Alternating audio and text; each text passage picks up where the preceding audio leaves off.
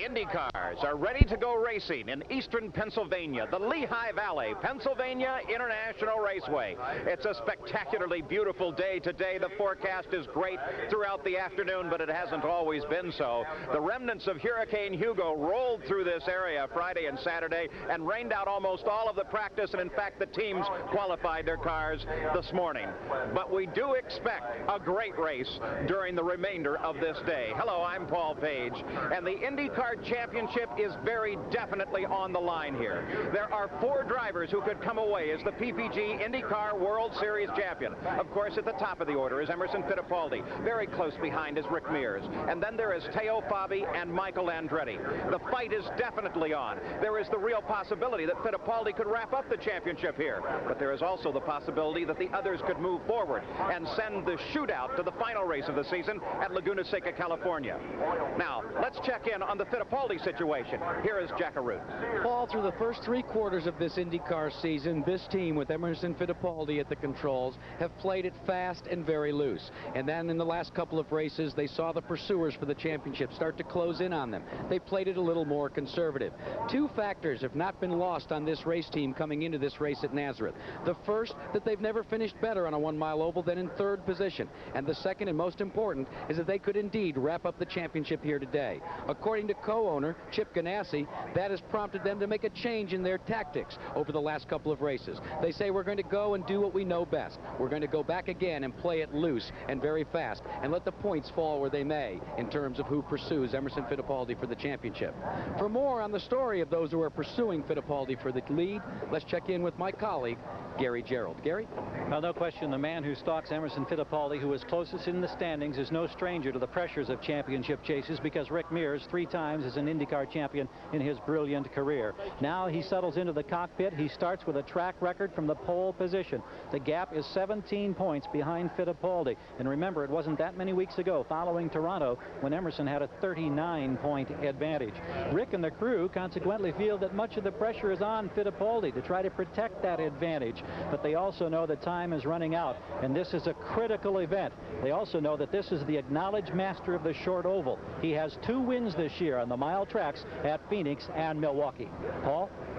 Well, thanks, Gary. We'll definitely be watching those 2 drivers, Emerson Fittipaldi and Rick Mears. And normally in the number 11 machinist car, we would be watching Kevin Cogan. But earlier this week, he was working on his house, fell off a ladder, damaged his right wrist. You can't drive. But that's our good fortune, because you can be part of the broadcast team here today. Kevin, it's a great fight for the championship. Yeah, it's going to be a really interesting race, and probably for the first time this year, Paul, a lot of the guys are going to be racing for the championship and not for the race itself. Some will be more conservative, and some might take more chances. Now, the other 2 drivers in that championship fight are, of course, Teo Fabi and Michael Andretti. What do you think of their chances? I think that Teo is probably tended to be more conservative than Michael will be.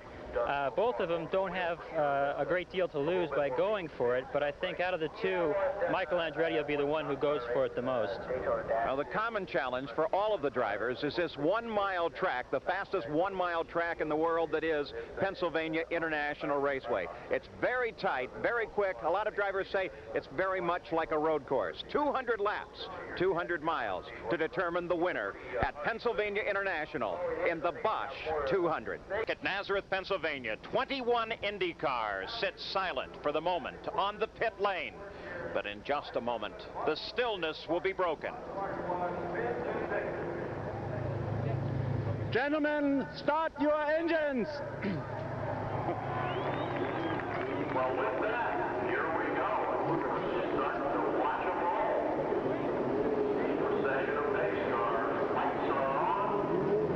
We got a beautiful afternoon for a drive in the Pennsylvania countryside. The fastest lap ever for the league on a mile track. We saw it earlier this morning. Now, instead of one car going 174. Up and down the line now, the teams indicate that they're set and ready to go. The smiling eyes of Rick Mears, the pole sitter, as he is prepared to lead this field out. 200 miles lie ahead. and the very real possibility of deciding a championship here today. Let's look at the starting field. On the pole with a new track record and one step closer to winning all 3 of the 1-mile ovals this season is Rick Mears. Emerson Fittipaldi, the man who's looking for his championship, sits alongside, but as Jack Arute told you, he's never finished better than 3rd on a 1-mile oval. The second row is Teo Fabi, who finished in the top 5 in the last 5 races, including a win at Mid-Ohio. And Danny Sullivan, who starts on the outside of the second row. He is the defending champion here. The third row, Al Unser Jr., all of his career wins have been on road courses. And Scott Pruitt to the outside is a respectable 8th in the point standings. The fourth row is Derek Daly with a 10th place finish in his only IndyCar race here at Nazareth. And Michael Andretti, who won the first race here on the paved Nazareth International. The fifth row is Mario Andretti, who finished in the top 10 on all 5 oval tracks this season, but is still looking for a win. And John Andretti, his nephew, racing in his 3rd race here. A.J. Foyt, who thrilled the fans earlier this year, leading the IROC race. And Pancho Carter, who led the first 47 laps of the inaugural race here at Nazareth. The 7th row, Bobby Rahal, finished 2nd in the first race here. And Scott Brayton, whose best finish this year was a 6th at the Indianapolis 500. The 8th row, Raul Boisel, with 8 top 10 finishes this year. And Roberto Guerrero with a 6th place finish in his only race at Nazareth last year. The 9th row, Didier Tays, it's his first race here at Nazareth. And Arie Luyendyk with 9 top 10 finishes this season. In the 10th row is Bernard Jourdain of Mexico, who is leading the points fight for the Kart Rookie of the Year honors. And his competition, Guido Dacco, is alongside. He's currently 2nd in the points for this year's Kart Rookie of the Year standings. And alone in the final and 11th row is Ludwig Heimrath Jr., who is running his first IndyCar race here at Nazareth. So the cars are out and rolling. For the moment, single file on a very crisp day here. 54 degrees the air temperature, and that creates some concern about how good the tires will bite on this surface at Nazareth. They did not have very much practice time owing to the weather conditions, as we told you, and in fact qualified only a few hours before they rolled their cars out to actually start this event. But with very little practice time, the tire engineers are not really sure of what the tire temperatures will have to be. And tires, Kevin Kogan, have been a story here at Nazareth in the past. Well, I think that the story will be a little bit different today about tires. I think that every time a driver comes in for new tires, he's going to have to really feel it out for a couple laps and make sure he's got some temperature. I'm sure that a couple of the crashes this morning, cold tires might have had something to do with it. And also, they're going to be tentative at the start of this race, I would think, because it could be quite slippery. Well, you referred to a couple of the incidents. Johnny Rutherford and Roberto Guerrero got together. Johnny Rutherford was in the car that you were scheduled to drive here, and he crashed the car pretty good, so they've withdrawn it. Roberto Guerrero got the backup Alfa out and ready to go. On the line here today, a purse of $450,000, 200 laps, 200 miles, the distance on one spectacularly fast little oval. A great crowd here to see it under perfectly blue skies overhead. The PPG pace cars lead the front row. Mears and Fittipaldi around. The kart officials have decided they're going to give them more than their normal 3 warm-up laps here, again owing to the cool temperatures. They want plenty of opportunity for those tires to come up to temperature. Yeah, and I'm not so sure that pace laps generate a whole lot of temperature, but you know, I think it's a good idea to go ahead and give them some more time. Now on the backside of this tri-oval, a downhill run for these cars as Rick Mears begins to slow up just a bit and takes a look around to the start-finish line as the parade cars pull off, and the lone pace car now has the field under tow in what should be the pace lap for this run. Nick Bonoro, the starter, the traditional starter at the Kart IndyCar events, on the stand, watching, telling all of the drivers to pick up their alignment now. In this, the second to last points race of the season. Of course, this race here today, and then in October, Laguna Seca, California. Also, of course, contested there the Marlboro Challenge. Some onboard cameras for you today. Al Unser Jr., as you look over his right shoulder, 5th starting position in this field.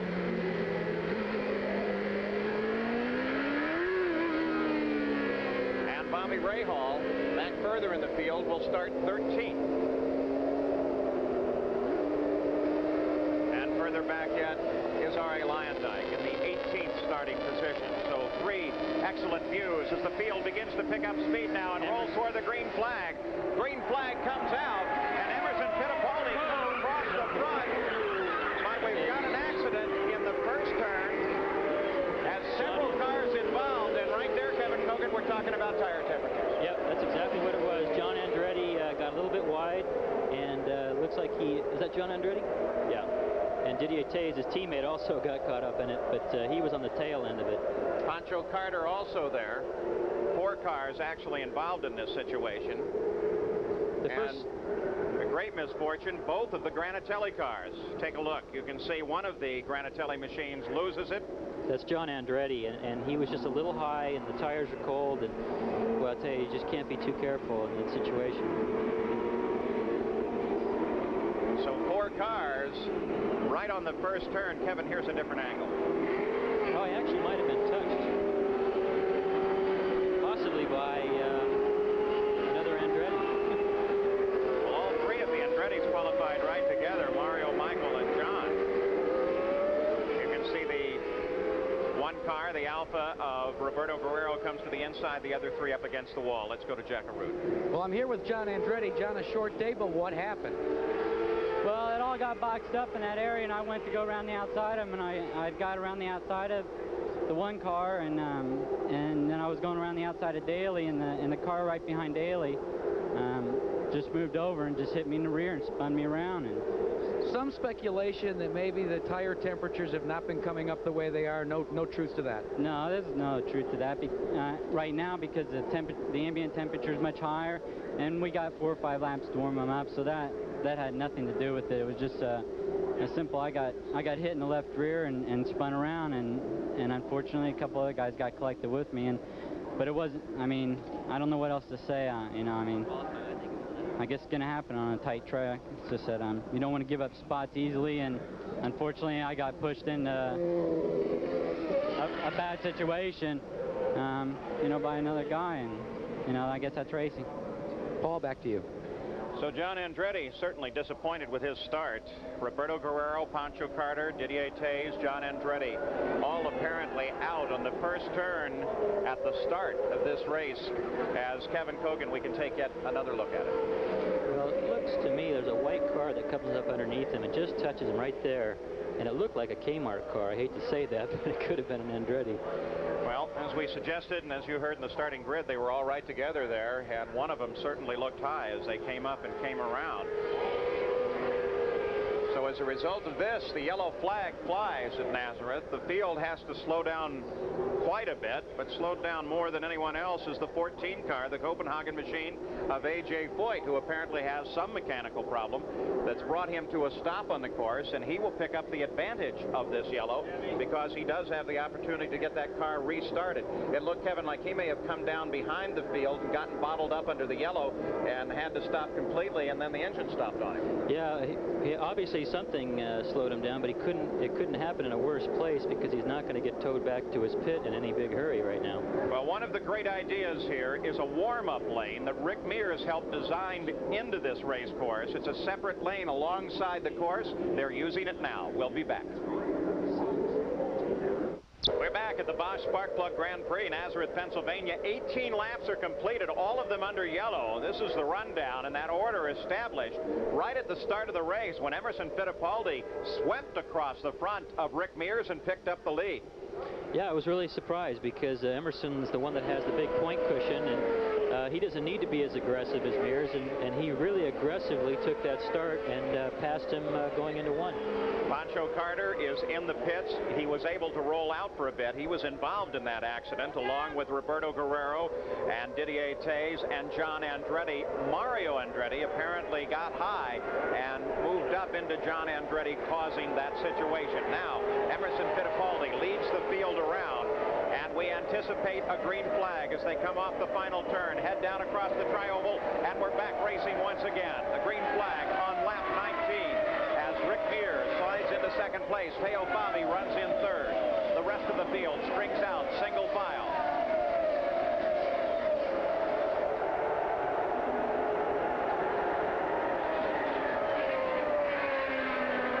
Fittipaldi begins to pull just a bit away. The challenge comes from Teo Fabi now as he begins to pull up behind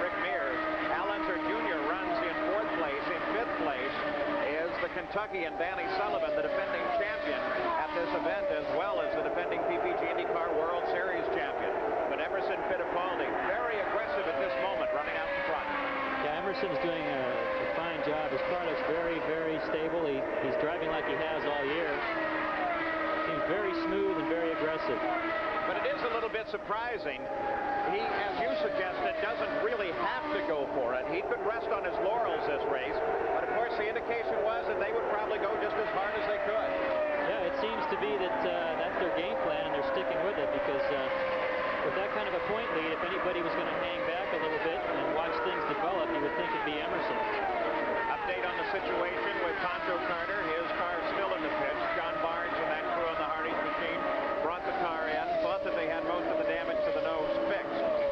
But then Pancho went out and took a few laps under yellow and brought the car back in and is now climbed out of his machine. He is, after all, 16 laps behind the leader. Lap 23 now goes into the record book for Emerson Fittipaldi.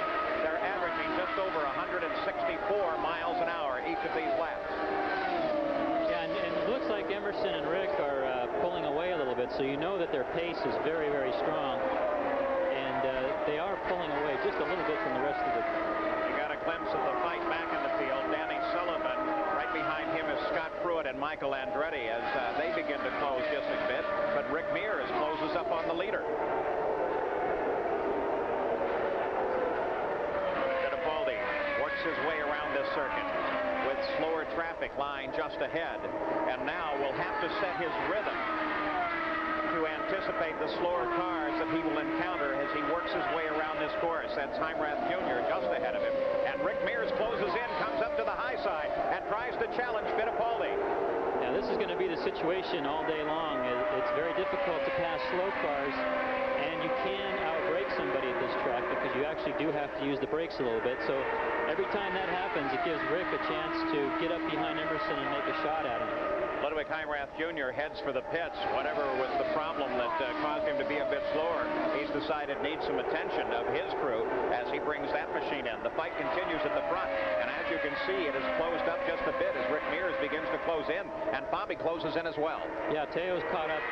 When Emerson had that trouble with the traffic, it allowed everybody to bunch up behind him a little bit, and it's kept it fairly close. As a matter of fact, Al Unser Jr. is closing in behind Teo Fabi as well, as there we get an idea of what the front five looks like, rounded off by Danny Sullivan in his #1 Miller machine. So Teo Fabi trying to pull away, but you ride on board now with a 4th place car. That is Al Unser Jr. It's a very busy track. If you'll notice, there's no break in between turns. They're just turning, turning, turning all the time. On the backside now, you can listen to the engine rise and fall. No gear changes here, Kevin. No gear changes here at all, but the car does come down very low in RPMs, and you actually almost come off the cam because it's such a tight turn going into turn 3. On board, the 4th place car, Al Unser Jr. Not a factor in the championship fight anymore, but would like to get the nemesis off his back of having never won an IndyCar race on an oval. All of his victories have come on road courses, and now Fittipaldi continues to engage back markers in the field, and in doing so does have to take some chances. Look at that. Yeah, it's actually, this is uncharacteristic. This is going to be an interesting race because he's decided to go for it. That's obvious. And everybody else, Teo knows he's in the championship. He's not backing off. He's right behind Rick Mears. So Rick and Fittipaldi work their way past Bernard Jourdain. Al Unser Jr. closes in behind Teo Fabi as well. Teo is taking a look at the inside line as Rick continues to try to catch up to Fittipaldi at the front of the field. It's developing behind Teo that there's a heck of a race going on with Al Unser Jr. Little Al closes right in behind Teo. You're on board with Little Al right now. For a second there, I thought he had him. Yeah, even I'll tell you what, Scott Pruitt's in this fight too. There's about 4 of them now that are going at it tooth and nail. As they engage the slower cars, that gave several drivers a chance to close in. So now it's Teo Fabi, Al Unser Jr., Danny Sullivan, Scott Pruitt, and Michael Andretti all lined up. You're riding with the second car in that string. Rick Mears and Emerson Fittipaldi have pulled away again just a bit. The battle is here for 3rd place. They're not pulling away much because this battle for 3rd place is running very, very strong. I don't think they're going to drop back very much. So the Porsche, the Quaker State car, Teo Fabi, being chased by that Chevrolet Power, and Allinger Jr.'s car, who would really love to see another win this season and would really love to get one done on the oval. Of course, we have two different activities here. We have the championship fight, which goes on through the entire season, but begins to pull down to a focal point in these, the last races. And then there, of course, is the fight for the race itself. Teo Fabi drops to the inside, gives some racing room to Little Al as they come around Ari Leyendijk's Provini car, and the positions remain the same. Good move by Teo, though. That was a fantastic move. Very smart. He's a very smooth driver, too, and very aggressive. Teo Fabi paces himself, and as you watch, you can just get a sense of the rhythm that they have to set. Again, they come up behind Heimrath, and Little Al grabs the outside and gets past. And Danny Sullivan closes in and tries Teo as well. There's Sullivan, and right behind Sullivan is Pruitt. Well, let's see if Teo maybe was holding up Little Al a little bit. Seems like Sullivan got by also. So might have been. If in fact, where he's running on the course, you'll see that Teo's running down a little bit off of the line on the turn exits. So he may be experiencing a problem. He might have had a handling change. I'll tell you, at this track, the smallest thing that happens to the car will create a handling change, and then all of a sudden you have to back off, take it easy, and maybe adjust it in your next pit stop. So you don't want to give up much ground, though. Quaker State Porsche was running in third, and then both Allinger Jr., Teo Fabi, passed by Little Al, and then by Danny Sullivan. Now he seems to be holding his own. We come back to the front of the field. Emerson's pulling away now. He's actually opened up quite a gap between himself and Rick Mears. Interesting contrast between the first and second place car. They are both PC-8 teams. They are both Chevrolet powered. Fittipaldi's purchased from Roger Penske, the owner of Rick Mears' car. And then, of course, a lot of adjustment done on that car as Fittipaldi's wife, Teresa, continues to cheer him on as Emerson Fittipaldi runs in the lead. We'll be back.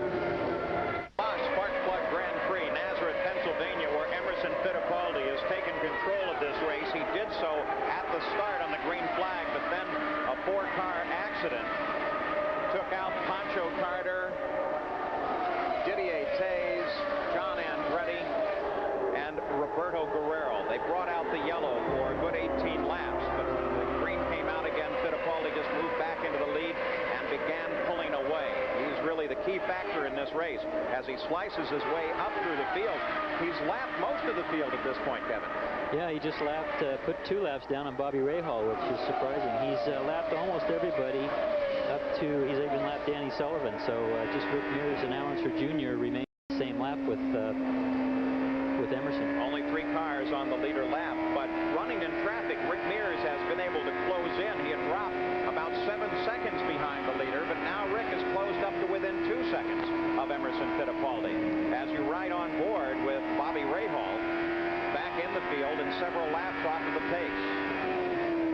He's closed up on Emerson, but he has a lot of cars between himself and Emerson. I think he's got, about 3 cars that he has to get by, and every single one of them is fairly fast. So this might work to Emerson's advantage. He has an Andretti and Rahal between him and Fittipaldi. Rick Mears in that yellow number 4 Pennzoil machine is pulled up right behind our camera car, Bobby Rahal, and is looking for an inside route to try and thread down inside of Rahal and continue his pursuit of Fittipaldi. Yeah, actually right now it seems that Rick can't get by any traffic, and Emerson now is clear. So let's see if he's able to pull it out again. Looks like he is already. Rick Mears had struggled, was able to close up to within a second and a half of the leader, but now is bottled up in traffic. Let's go to Jack Arute. Well, we checked with Team Penske as to just how Rick Mears' car was operating. Richard Buck here calls the shots for the team. He said that actually they're very pleased with the way the car's handling. They're very concerned about traffic. So they're trying to set just a pace before this first pit stop. They don't anticipate any major changes. One major change during the pit stops, though, will be the absence of Buck. He will not be going over the wall because at Elkhart Lake, Wisconsin last week, after the car had completed its rounds, when they were loading it out of the trailer, he was hit by a passenger car and wounded one of his legs. So filling in for him, changing the tires, will be Rick Reineman, who is a crew member on the team and also crew chief on Al Unser Sr.'s car when that car runs in the 3 500-milers. In some crews, that might be a factor, but there is so much depth in the Penske team that the fact that Buck has to stay behind the wall for a day doesn't impact him at all. And as Jack Arute suggested, expected. Reineman, very, very strong, takes over the third car when Penske runs 3. Rick Mears running very fast, but at the moment unable to catch Fittipaldi. He has now dropped to 3 seconds behind Fittipaldi. The rest of the order remains static. Al Unser Jr. is third, fourth is Danny Sullivan, and fifth is Michael Andretti. Let's go to Gary Gerald. Paul, the stopwatch here tells the story. 6 minutes, 2 seconds for Teo Fabi in the pits. We'll reach up here and get a word with Derek Walker. Derek, initially it was brakes. Was there something more than that? Well, initially we lost the brakes for a while there, and then we had a vibration, and now the handling's a little bit going away on us, so we don't really know what the problem is, to tell you the truth. Does this effectively now end your hopes for getting this championship this year? Well, no, the race isn't over yet. We're still hanging in there, but obviously it makes it pretty tough. A lot of disappointment down here, Paul. Remember, Teo Fabi scored more points since Indianapolis than any other driver in the ranks, and he spent over 6 minutes in the pits. Paul? And still great spirit out of Derek Walker, the team manager on that Quaker State Porsche, who has brought that effort so far along this year in such a short period of time, leading up to their success with a victory at Mid-Ohio. That's really been a remarkable effort.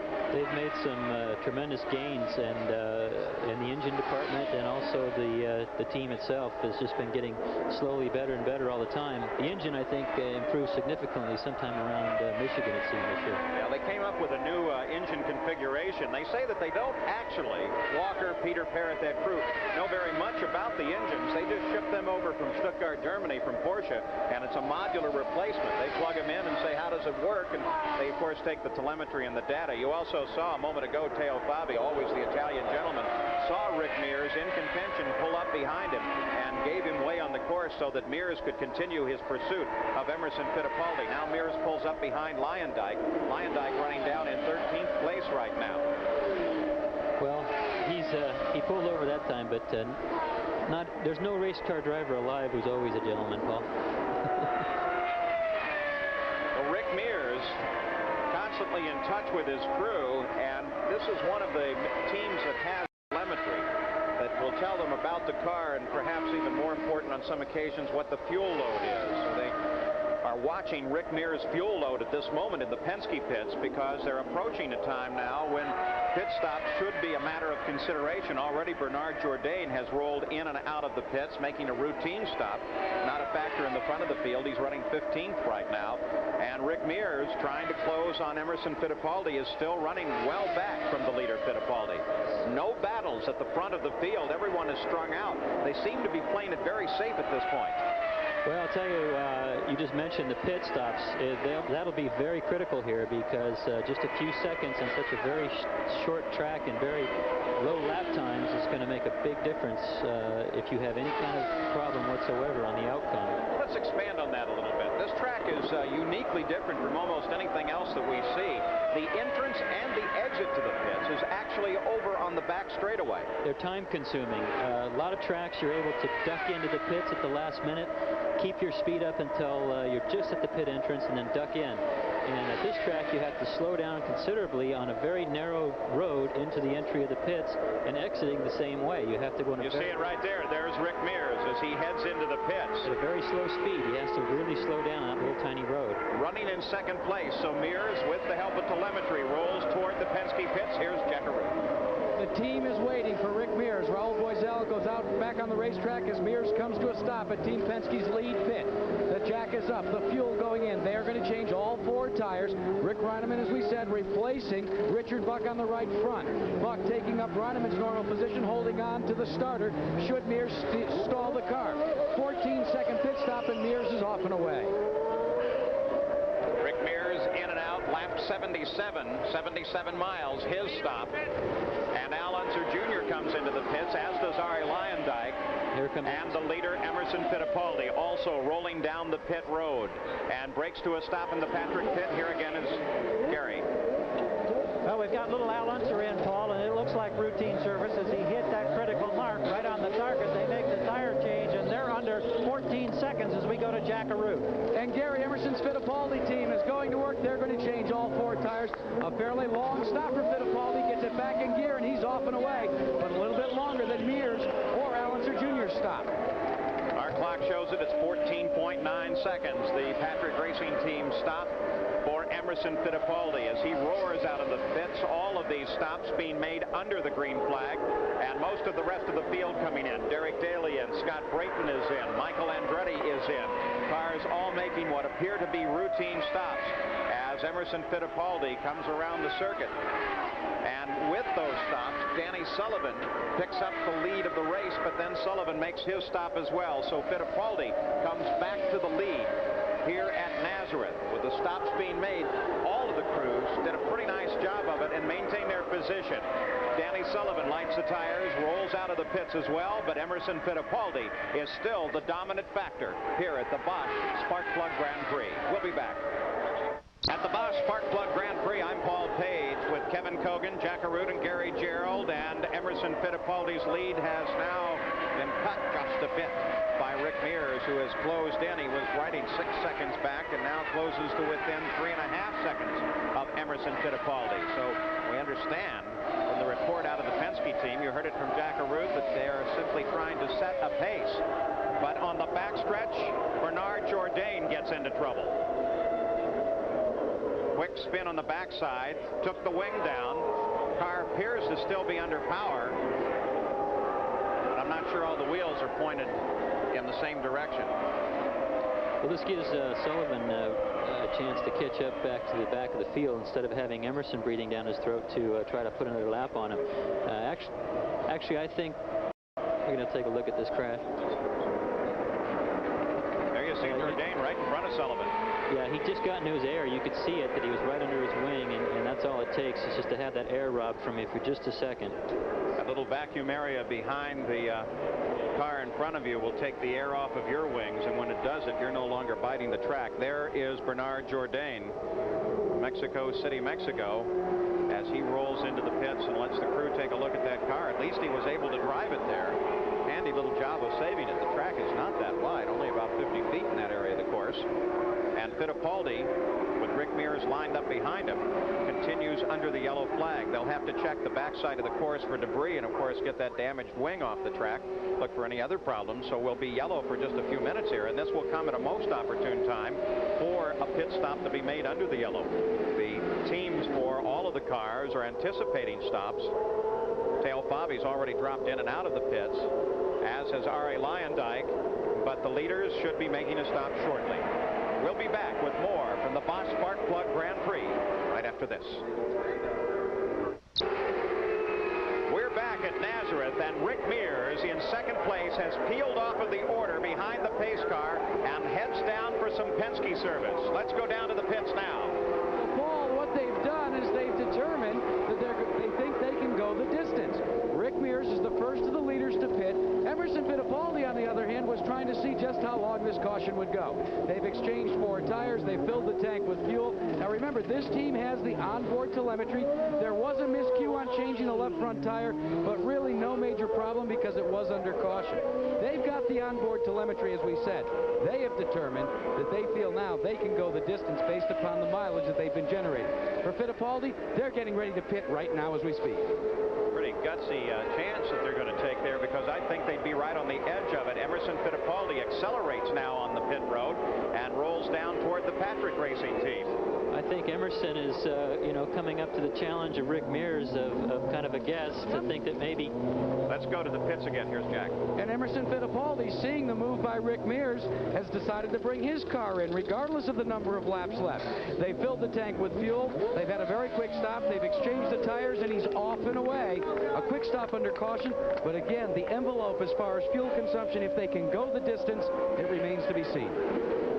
So now, first and second place, Fittipaldi and Rick Mears have made their stops. We are under yellow, but the pace car begins to roll down on the pit road, and we should be coming back to a green flag. In fact, we are. The green flag comes out very, very quickly, and Danny Sullivan becomes the leader of the race under the green flag. I think a surprise to everybody. Penske left one car out, stopped Mears. That forced the Patrick team to go ahead and decide on their stop. They did so, and Danny Sullivan picks up the lead of this race. Interesting tactics. I'm not so sure that they're positive that they're going to make the distance. I think that they wanted to force the issue and make it happen earlier, because it's very, very close to the mileage of not making this race to pit so early. Well, Rick Mears made his first stop on the 77th lap, but that was also with all about 18 laps of yellow before he made the stop. Now he stops again on the 124th lap. That puts an awful long way to a checkered flag. It looks like they're going to have to talk about a quick stop toward the end. It's amazing to me that actually that Emerson followed that, but he almost had to because it was under yellow, and they haven't had too many yellows so far. So I think they had to do the same thing so that if they can go the distance, that he'll be right there with them. This is a play for the championship, not for the race necessarily. Danny Sullivan becomes our third leader of the day, out in front of the field now by 6 seconds over the second place car of Rick Mears. But Danny has to pit, and now he might be pitting under green, and this could cost him a lap. And when he does pit, little doubt that he will give the lead over to his teammate Rick Mears, who is chasing Danny now down as fast as he can, but Mears is having to handle up some slower traffic on the field. Mears is running now 8 seconds behind the leader of the race. They turn the laps very, very quickly here at Nazareth. Now 129 miles, 129 laps complete. And Danny Sullivan runs in front. It'll be interesting to see how many laps Danny can go before he has to pit for fuel, because obviously he wanted to stay out to try to unlap himself and see what develops. If another yellow flag comes out, then Danny made a very, very smart choice. So Danny Sullivan out in front of the field. We mentioned that tires have been a concern here in the past, and certainly a concern with the cold temperatures here today. Let's get an update now with this track back.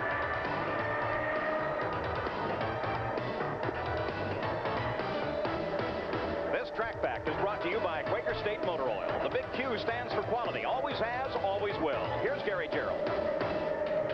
The last PPG IndyCar World Series event at Elkhart Lake, Road America, the primary concern for every team had to do with fuel. Would there be enough to go the distance? And as it turned out, there wasn't enough for Michael Andretti. Danny Sullivan won.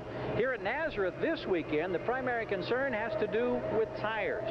Now, the asphalt surface on this very fast 1-mile racetrack is very abrasive to tire wear. Also, the fact that drivers are cornering roughly 80% of the time in this configuration puts a maximum stress load on the tires.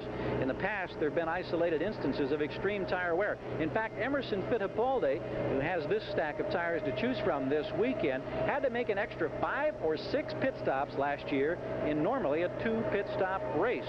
They were blistering tires and blistering them badly. Goodyear has now modified the compound, trying to get rid of a temperature buildup this year, but for the first time since Indianapolis, they have also provided an option. There's a harder compound that can be utilized on the right side of the car, front and rear. If you go with the harder compound, you don't get the tire temperature buildup. Consequently, you won't blister the tire, but you sacrifice a bit of grip. It's that decision that every team has had to wrestle with prior to the start of this event.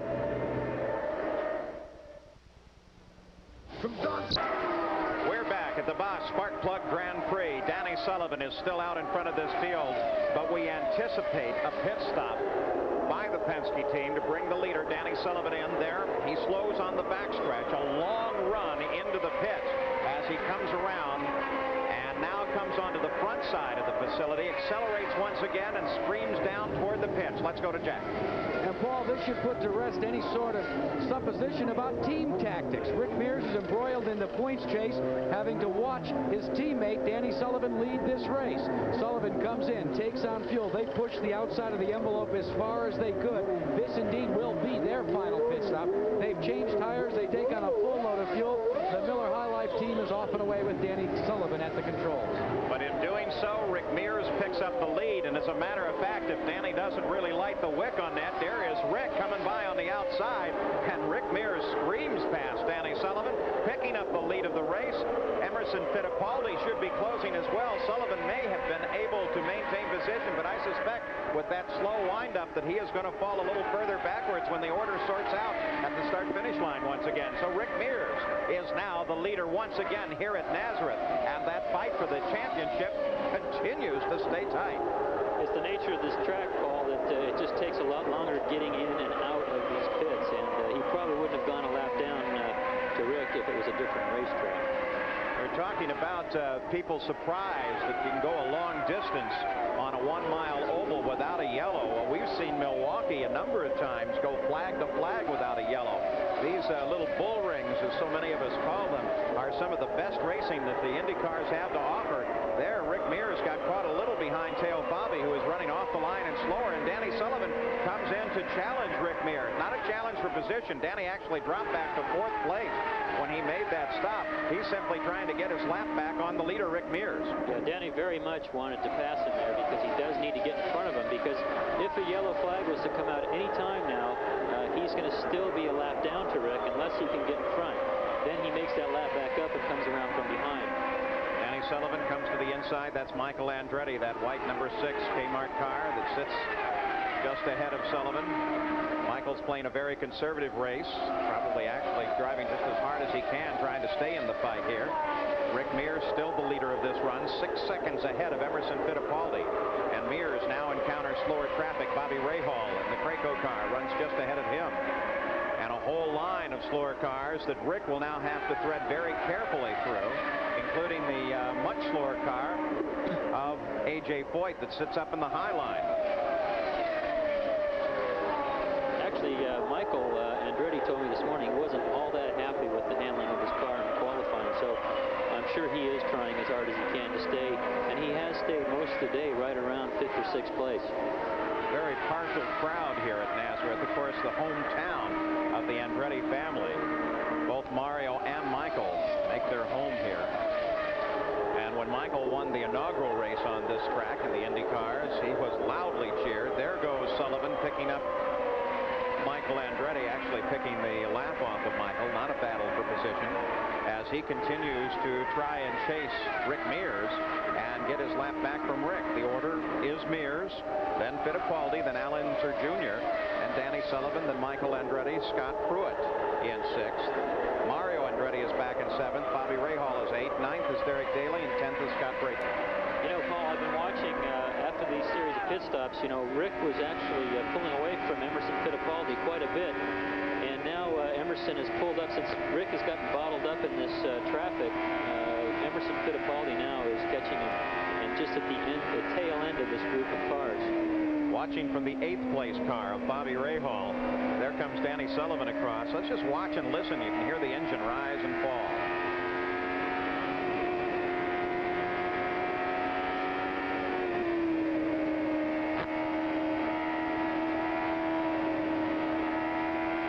Gives you an idea of how you thread your way around this circuit. There you see Sullivan dropping to the inside, and already you can see that Rick Mears, the leader of the race, has been able to maneuver around the traffic in front and now has a straightaway on Bobby Rahal after he moved past. Gives you an idea of just how fast they pull away, and that's a good example too of the Chevrolet power, because Rahal is using the new Cosworth engine.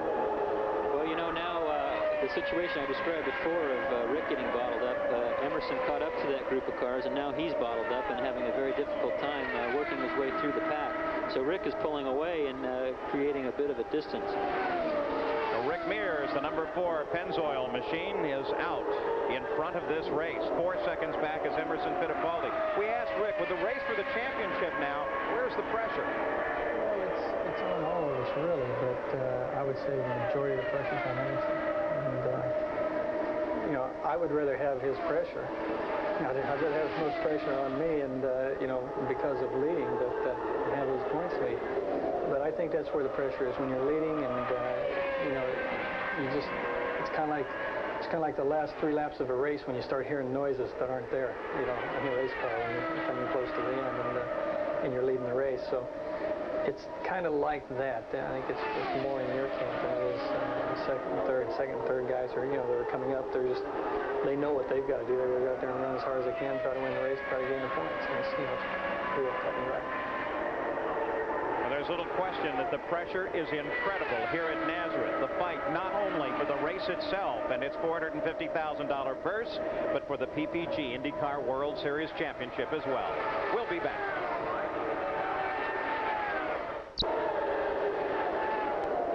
Back at the Bosch Spark Plug Grand Prix, it's still Rick Mears out in front of this race.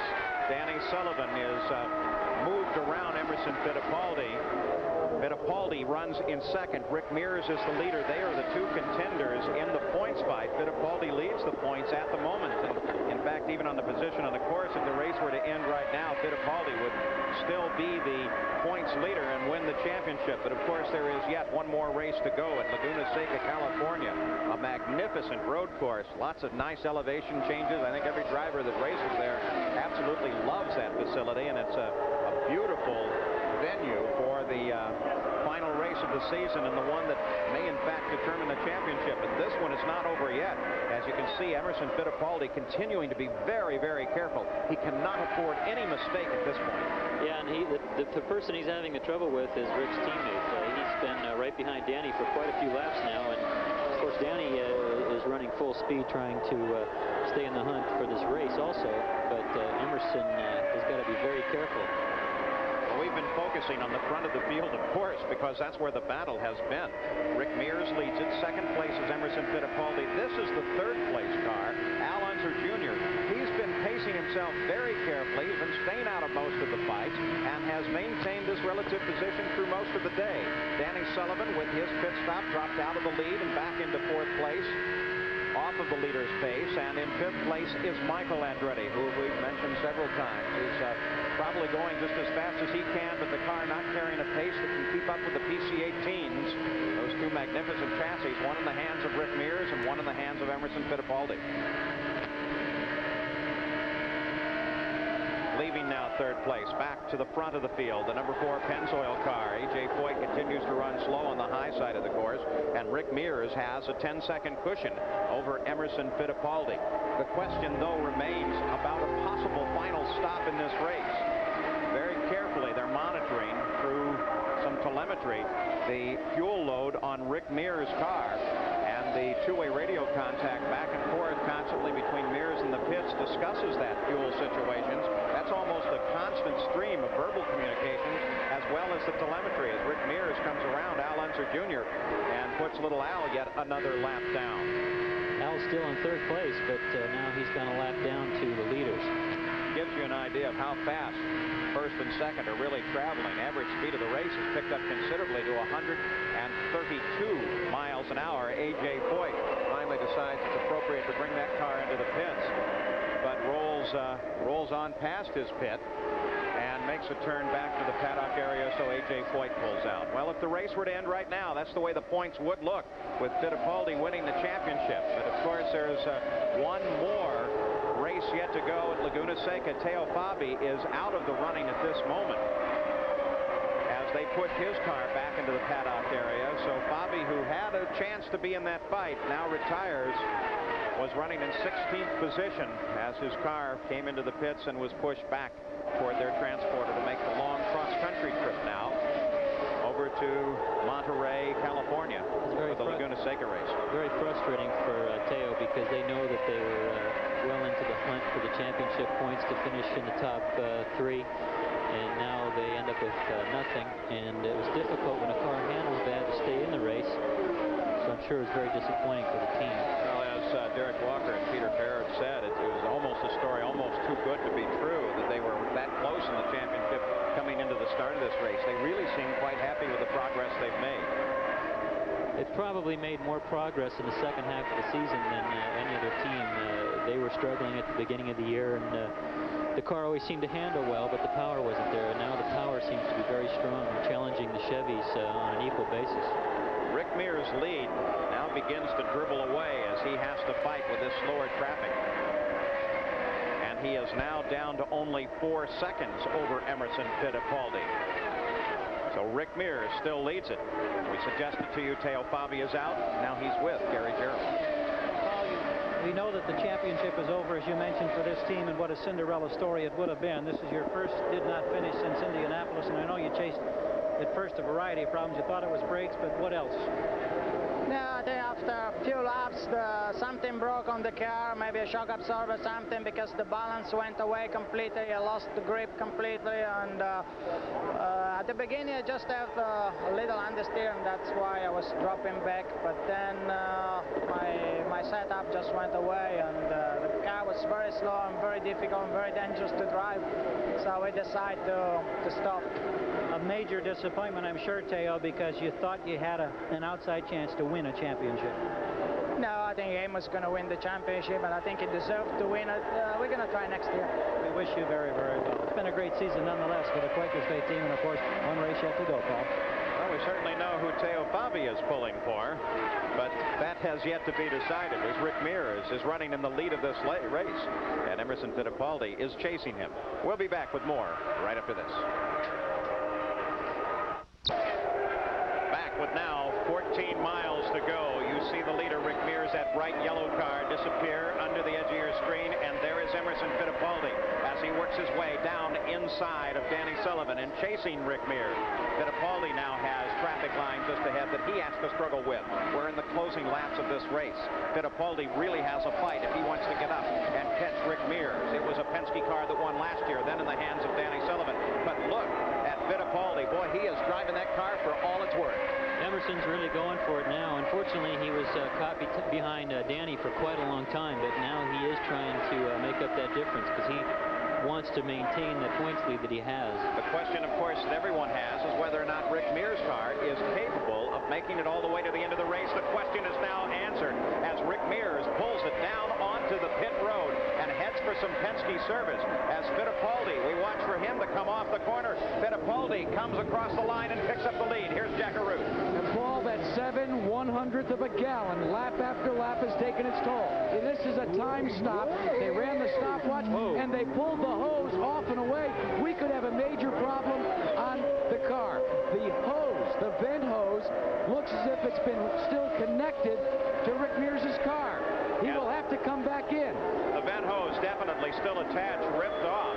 It's sitting right up behind Rick. As he comes around the circuit, I'm sure they'll be displaying the black flag telling Rick to come in and correct that situation. Fine. Everybody here is fine, Paul, as far as any injuries, but they are standing by to come and dislodge that hose as quick as Rick can come back in the pits. This is a costly miscue for Team Penske. I don't think Rick's going to want to come back in and have this removed. It's only going to be if they black flag him, then he'll have to come in and have it removed. If it came off the car, it would be a hazard. Well, he continues to work his way around. Not really a hazard in this position, is it? Well, it's a hazard to other cars if it comes off because somebody could hit it, and that's why if they black flag him, that's why they will do it, is so that somebody else doesn't hit it if it comes out. Black flag has been displayed to Rick Mears. They give it to him once again, telling him to come in, get that situation corrected. Of course, Emerson Fittipaldi picked up the lead of the race. Rick was able to come back out in second place. The question is, if he had to stop again, would he be able to maintain second place? Well, but he's going to make the stop. His third place car is Danny Sullivan, his teammate. It's a moot point because this is a very secure position for Emerson. Emerson would have had to come back in for fuel, I'm sure. But now this is going to really hurt Rick. All right, let's go to Jackaroo. Well, they brought a pry bar here to the pits as Rick Mears brings his car into pit road. They are going to attack it. It came off much easier than they had anticipated, but still, this is one stop too many on pit road for this team. All right, Danny Sullivan will be approaching from the outside as Rick Mears comes onto the backstretch and continues his acceleration. Will his teammate get past? Rick comes right out in front of his teammate, so the fight on the circuit is with Sullivan. Sullivan is just behind him. Fittipaldi has the lead. With 5 laps to go, Emerson Fittipaldi is out in front. Rick is second. Danny Sullivan is third and battling with Rick. We'll be back for the finish. Another surprise at Nazareth. Emerson Fittipaldi, the leader, comes in. Here's Gary Gerald. Emerson comes in and hits the mark. There'll be no rubber. It'll be a splash and go only, Paul. The watch is on. He's rolling in 4.5 seconds. Fittipaldi away in chase of a championship. 4.5 seconds. Fittipaldi makes the stop. Rick Mears moving to the outside, accelerates and comes across the line.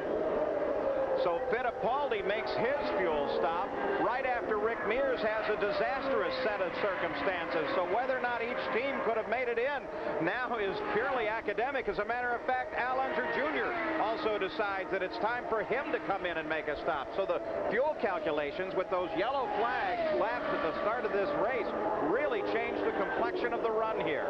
Well, it all boils down to this vent tube. That could have cost Rick Mears the championship and won it for Emerson.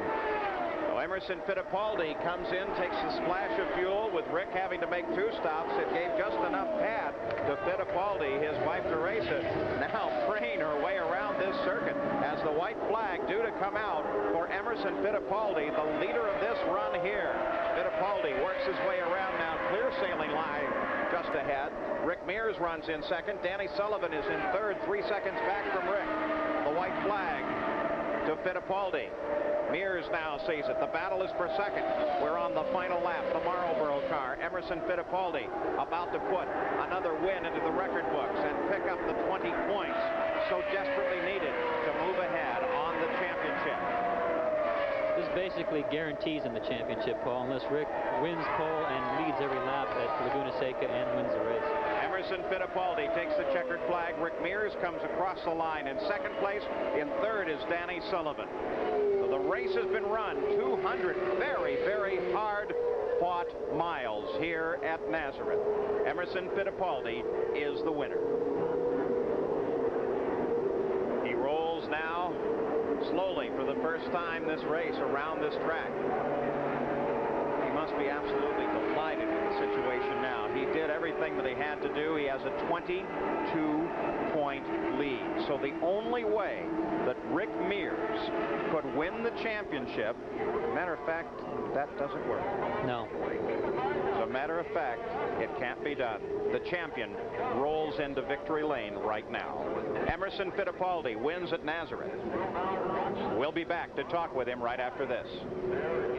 Emerson Fittipaldi becomes the second man to become the Formula One World Champion, an Indy 500 winner, and the PPG IndyCar World Series champion. We're ready to talk to him now in the Sears Die Hard Winner's Circle interview, brought to you by the Die Hard battery, now with more power when you need it most. Here's Jackaroo. Well, Emerson Fittipaldi getting the congratulations of his wife, Teresa. And, Emo, you've never finished better than third. Never finished better than third on a short track, on a short oval, and today you've come home victorious. I'm very happy, very pleased. Everything was beautiful. What about the race itself? You know, that early wreck, well, that kind of maybe took everybody's stride apart, but fuel consumption and the gambles that everybody made, did it maybe give you a few butterflies? Well, the fuel was more than we expect, and, you know, the last few laps, I had to misfire the back straight, and I was able to come in and refuel it just to finish the race, and I'm really pleased. You know, the Marlboro team did a great work, and I mean, I'm so happy with the season. Did you hear anything from your crew about the miscue and the problem that befell Rick Mears in the late stages of this race? Yeah, I heard. I didn't know what was happened, but suddenly I found myself in the lead, and I tried to keep on. All year, you've thought about the championship. You've tried to put it to the back of your mind. Now, as we go to Laguna Seca, Rick Mears would have to win the pole, lead the most laps, win the race. Really a yeoman's effort on Mears's part. Are you beginning maybe now more than ever to think about your first IndyCar World Championship? Well, I think so. You know, I think Jack and now is, you know, Rick is nearly. They say it's over. You won the most. You led them.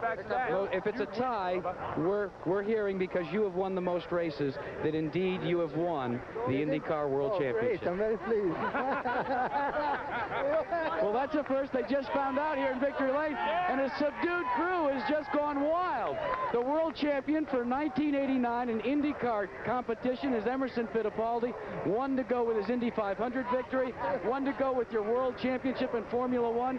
You've done it all now, Emo. No, I'm very pleased. You know, it's really a great emotional moment for me. Well, this is an emotional moment in Victory Lane, but another sort of emotional moment is further down pit road, and to cover that is Gary Gerald. Gary? Well, indeed, Jack, it's somber down here at this end of pit road, but yet I think there's a certain satisfaction, because what had once been a 39-point lead for Fittipaldi shrunk to 17, and until the final laps of this race, Rick Mears, it looked like you definitely were still in the championship hunt. This has got to be kind of tough to take. Well, it really is. I tell you, the Pennzoil car was working fantastic. You know, I mean, I had a little bit of push in traffic, and that's why I had to kind of take my time through traffic until I found some areas to get around people with. And once we did that, the car just ran great. The Chevy, I mean, the car was very strong. Chevy ran strong all day. So, you know, we finished second. I kind of messed up here in the pit at the end and tried to get out too quick, and that killed us. What happened in that particular situation? The vent hole actually tore loose. Did you get away too soon? soon? Was there miscommunication or what? Yeah, I thought I heard go, and you know, and the excitement, all of it, I think I just got over anxious, you know, and I dropped the clutch and left, and they weren't unhooked yet. So, you know, just nothing I could do about that. It's just too late then. As you look at this season now and try to assess what kind of year it's been, and with the problems that Teo had today and Michael Andretti down behind you, it looks like second place in the standings is where you and your crew will end up. Well, it's, you know, second's nice, but we sure really would have won it. And, you know, it's been a good season. I can't complain. I tell you, these guys have done a tremendous job with this car. It's never missed a beat all day, you know, in most all the races, and just, you know, it's been good. So can't complain. We got to take what we've got. We'll get after it next year. Were you aware on the radio that there was a problem with the vent hose, or did you have to wait until you saw that black flag? What was that situation? Yeah, I didn't have any idea until I saw the black flag, and I didn't know what it was until I came in. Well, Rick, I know it's disappointing, but in a sense, it's still a great year for you and your crew, and I think there are going to be a lot of years left for the Rocket here. Well, we got a few left to work on, I think. There's still a smile there as we go back to Jack Arute. Well, Gary, a man that really has accounted for a lot of the championship auto racing teams as far as where they've come from its inception, a world title for Pat Patrick and the Marlboro team. Pat, congratulations, even though you get to go to Laguna Seca now with a virtual lock on it. Well, thank you, Jack. It was a cliffhanger for a while, wasn't it? You know, I can remember all the way back to Portland, Oregon, when you guys came off of the win at the Indianapolis 500, and you guys were still playing it fast and loose, really trying to run to the front. And did the pressure ever really get to you? Because you've been in this hunt before. Well, we're always fast and loose in racing, Jack. That's the name of the sport, but yeah, I think the pressure got to him. Sure it did. I know one fellow the pressure did get to is the other co-owner of this team, Chip Ganassi. Chip, you've been a driver for so many years. Now you've got part ownership in this team, and lo and behold, you win the world title. I mean, you should have become a car owner a lot earlier in your career. What do they say, Jack? Timing is everything. I'm just happy to be a part of the team and be a part of the Marlboro team, a part of owning the car with Emerson. Pat Patrick's taught me an awful lot, and it's been great, the association with him, and I look to many years of association in championship auto racing, and what a way to start. And it's a family affair, too. Your father, Floyd, comes to all of the races, and he's kind of the silent partner in all of this. He really is. It's, you know, my father's the type of guy, I'll tell you, my hat's off to him, because over the years, you know, he doesn't golf too much, and he doesn't drink, and I think his only vice is he smokes, but he's really taken a liking to this racing, and I'm just glad he can be a part of it, too. What people don't realize, Paul, is he brings this camera with him wherever he goes, and he takes pictures of everyone, and I think you and I would have to agree that that's just a way for him to deal with the stress of worrying as to whether you were going to win the championship or not. Flash Ganassi strikes again. Well, that's it from Victory Lane. Let's go back to you. Well, it took a while for everyone to have it actually sink in. The situation is this. In order to come even to Fittipaldi in the points, Rick would have to score 22.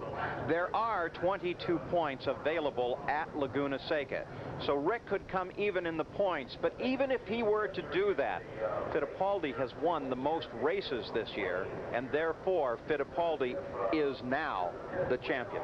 Emerson Fittipaldi, the IndyCar World Series champion for 1989. He becomes, behind Mario Andretti, only the second man in history to score an Indy 500 win, a Formula One World Championship, and now an IndyCar World Championship. The victory scored with the race win at Nazareth, Pennsylvania. We'll be back.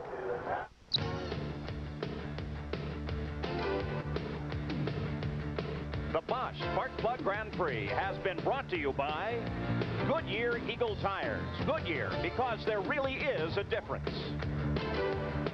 And by Quaker State Motor Oil. The big Q stands for quality, always has, always will. By the Die-Hard battery, now with more power when you need it most. And by Dodge Cars and Trucks. On the street or off the road, it's the new spirit of Dodge. Well, it's been a most remarkable day for the CART PPG IndyCar World Series here in the Lehigh Valley of Pennsylvania. The race has been run. Emerson Fittipaldi is the winner not only of the race, but of the PPG IndyCar World Series Championship. But it started off with a bang. The very first lap of the race, right after the green flag, Mario Andretti got a little high, pushing John Andretti to a higher line yet. John Andretti lost control. Several cars moving to avoid.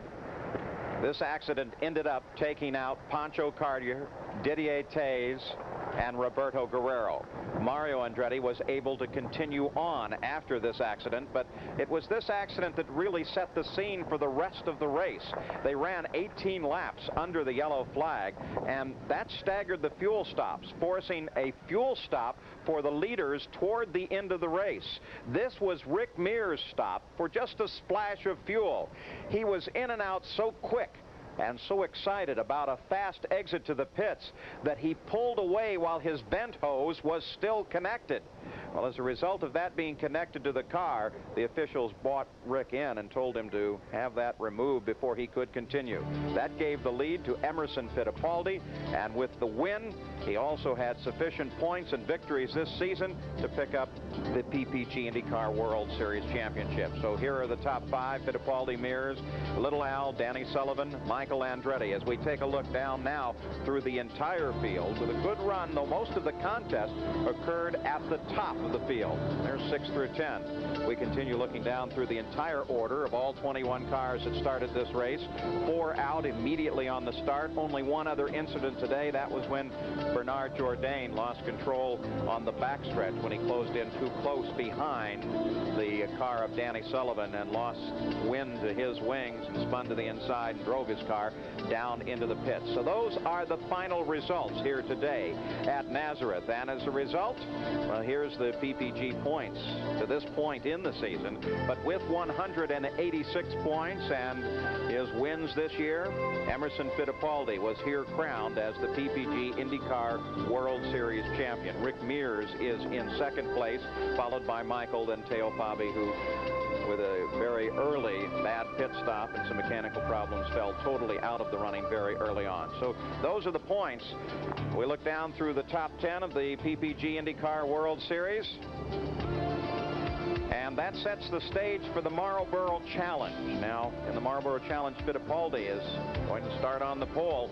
And these are the drivers that will compete in the richest per mile race in the world. That to be held Saturday of the Laguna Seca weekend out at Monterey, California. And as long as we're talking about Laguna Seca, here on ESPN, the Laguna Seca Marlboro Challenge will be seen on the 15th of October at 3:30 in the afternoon Eastern Time, and followed immediately thereafter by the Champions Spark Plug 300-kilometer race, the final race of the IndyCar season. And here at Nazareth, CART has unveiled the 1990 schedule for the IndyCars. The first half of the season looks very much like this year, but a couple of surprises come up in the second half of the season. They'll be racing at Denver, Colorado on the 26th of August, through the streets there, the first race there. And then on the 2nd of September, back up to Canada at Vancouver. So a full schedule outlined for the IndyCars for 1990. Emerson Fittipaldi has taken the win and the IndyCar World Championship. And best wishes, by the way, to his daughter Juliana, still in a hospital in Miami, Florida. Paul Page for Kevin Cogan, Jack Arute, and Gary Gerald, so long.